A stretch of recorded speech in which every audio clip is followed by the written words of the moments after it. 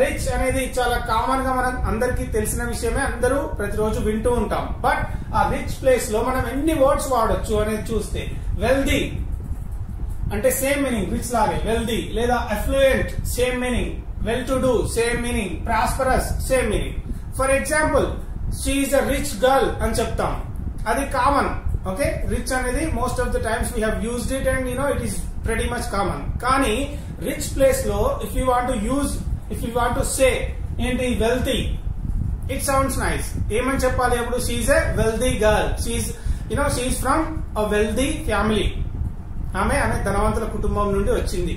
అదే విధంగా she is an affluent girl, she is an affluent girl, లేదా she is from an affluent family అంటే ఆమె ధనవంతుల ఫ్యామిలీ నుండి వచ్చింది. అదే విధంగా well to do, most of the politicians are in India are well to do, లేదా they are from well to do families అంటే చాలా మంది పొలిటీషియన్స్ కూడా ధనవంతుల కుటుంబం నుంచే ఉన్నారు. Well my friend is a prosperous guy, అంటే రిచ్ అని చెప్పడం అన్నమాట. అంటే రిచ్ ప్లేస్ లో ఇన్ని వర్డ్స్ మీరు ఉపయోగించవచ్చు to make your language look like advanced English మాట్లాడడం కోసం. ఇవన్నీ కూడా అందులో ఏది ఉపయోగించినా కూడా ఇట్ సౌండ్స్ బెటర్. ఓకే, అన్ని మీనింగ్ కూడా సేమ్. వెల్ ఇక్కడ చూడండి, రిచ్ ప్లేస్ లో wealthy or affluent or well to do or prosperous or all of them are same with the slightest difference of course. ఇవన్నీ కూడా మీరు ఉపయోగించవచ్చు. Try to use all these things. Okay, అదే విధంగా encourage అనేది common. My teacher encourages me to speak English, encourage చేస్తుంది English లో మాట్లాడండి అని. It is common word to use కదా. In the place of that you can say stimulate, it sounds pretty fantastic. Stimulate అనేది బాగుంటుంది encourage place లో. I always stimulate my students to speak English అంటే నేను ఎప్పుడు కూడా నా స్టూడెంట్స్ ని ఎంకరేజ్ చేస్తాను ఇంగ్లీష్ మాట్లాడండి అని చెప్పి. మోటివేట్ కూడా you can use in the place of encourage. Okay, well, the director motivates the hero to act in emotional scenes. లేదా the director motivated the hero. Director ఆ హీరోని ఎంకరేజ్ చేశాడు, మోటివేట్ చేశాడు. ఎందుకు?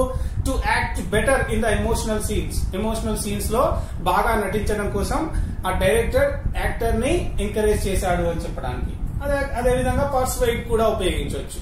ఓకే, ఎంకరేజ్ అనేది common. So try to use some advanced vocabulary into your conversations. Okay, as I said. Well, let's move on to the third one. Lack ante korta. Lack of money. I could not make it.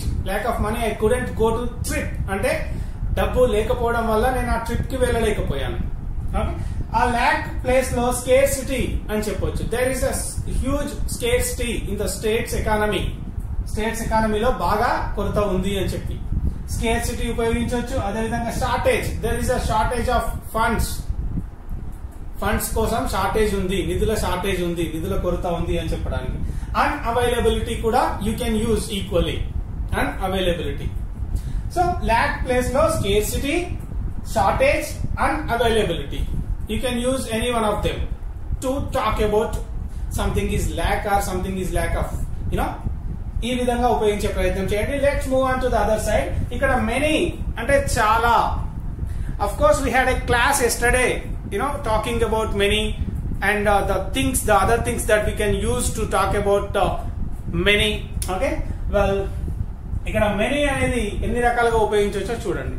In the place of మెనీకి బదులుగా you can say various.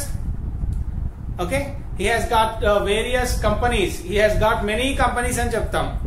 ఆ place లో ఏం చెప్పొచ్చు? he has various companies, he has various businesses, ఆ విధంగా చెప్తాం. అలాగే many place లో numerous. as we talked in yesterday's class, we can use numerous in the place of many or instead of many. Numerous చెప్పొచ్చు చాలా. Okay, చాలా అని చెప్పడానికి. ప్లెంటీ, వెల్, అదే విధంగా కౌంట్లెస్, అదే విధంగా plethora of. This is really advanced and my favourite one, plethora of. Okay, plethora of అంటే మెనీ అని చెప్పడానికి ఉపయోగిస్తాం. There is plethora of opportunities are being created by MNCs. అంటే చాలా అవకాశాలు క్రియేట్ చేయబడుతున్నాయి మల్టీనేషనల్ కంపెనీల ద్వారా అని చెప్పడానికి. plethora of is my favorite one. And also you can tell me your favorite word from these one in the comment box. Try to comment your favorite words from this class, okay, so that I will come to know which makes you really fascinated. Okay, well, harmful ante haani cheyadam, హానికరం. Okay, dangerous ఉపయోగించవచ్చు, ఇక్కడ unfavourable ఉపయోగించవచ్చు, అదేవిధంగా detrimental కూడా ఉపయోగించవచ్చు. Okay, harmful place లో dangerous and unfavourable and detrimental, you know, చాలా బాగుంటాయి uses. One of them you can use any one of them to talk about something is harmful. Okay, ఒకటి హానికరం అని చెప్పడానికి ఇందులో ఏదైనా ఉపయోగించవచ్చు. Smoking is harmful for your health అని చెప్తుంటాం. అయితే హార్మ్ఫుల్ ప్లేస్ లో smoking is detrimental for your health అని చెప్పొచ్చు, లేదా smoking will have detrimental effect on your health అని చెప్పొచ్చు. ఓకే, ఇది. అదేవిధంగా ఫాల్ అంటే పడిపోవడం. You know, the prices of tomato has been falling అని చెప్తాం. టొమాటో ధర పడిపోతుంది for the past 2 days or something like that. Okay, అదే ప్లేస్ లో the prices of tomato are dropping. Dropping అంటే పడిపోవడం, డ్రాప్. ఓకే, తగ్గిపోవడం, లేదా డిక్లైన్ అని కూడా యూజ్ చేయొచ్చు. Decline. Okay, drop or decline in the place of fall. Well, అదే విధంగా చూస్తే పోర్ అనేది most commonly used and over used one.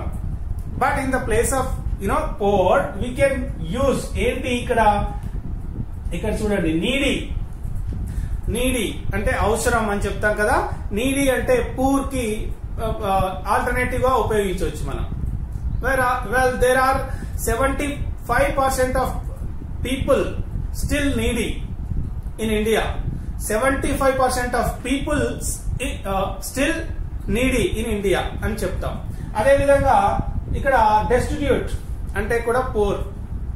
Okay, is boy from destitute family or something like that. Poor family నుండి వచ్చాడు అని చెప్పడానికి. అదే విధంగా చూసినట్లయితే ఇక్కడ పావర్టీ స్ట్రికెన్ అనేది కూడా ఉపయోగిస్తుంటాం పూర్ ప్లేస్ లో. Poverty stricken. Okay, well, there are still more than 70% of people are poverty stricken in India అని చెప్తాం. 70% పైగా పేద ప్రజలు ఇండియాలో ఉన్నారు అని చెప్పడానికి. So guys, this is how you can replace your language లేదా your common language with some advanced vocabulary to make it look like advanced English or smart English. Anyway,